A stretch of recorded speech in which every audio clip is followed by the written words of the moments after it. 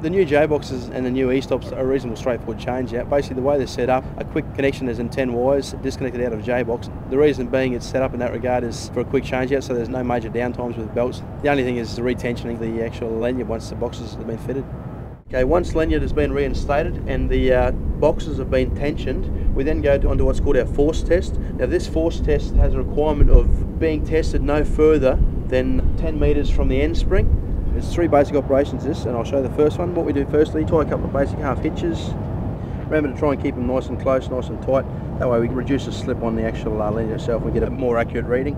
With this particular test, what we've got, this is called a pull test, and we're looking to have a test range of not greater than 23 kilograms of weight before the actual box trips. Okay, so with this one we're pulling away from the box.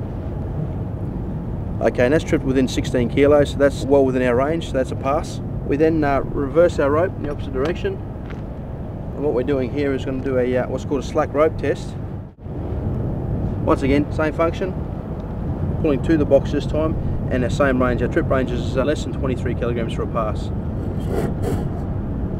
Okay, beautiful. Alright, third and final test. The lanyard rope itself mustn't come out any further when pulled by hand of about 300 millimeters.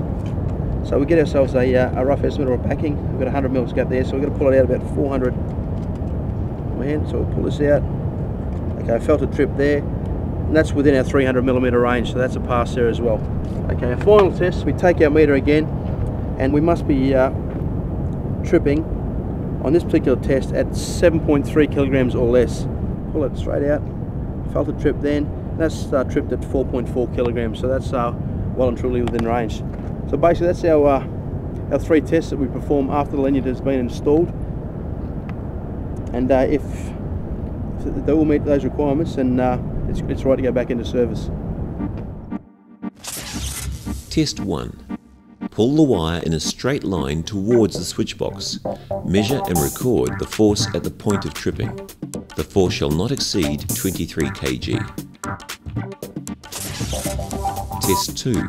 Pull the wire in a straight line away from the switch box. Again, measure and record the force at the point of tripping.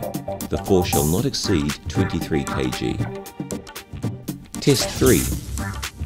Measure and record the force and the cable deflection at the point of tripping. The force shall not exceed 7 kgs and shall trip with less than 300 millimeters movement.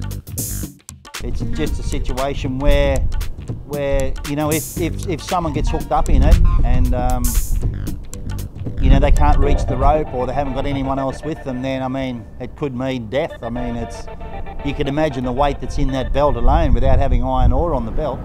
Well, ultimately the most ultimate consequence is death. I mean, these things are set up in a way that they do have to meet specifications and requirements, and if they're not met or don't meet those requirements, then like I say, unfortunately the ultimate could be death to someone, because if someone has fallen or dragged into a belt, that you really do rely on these things to work.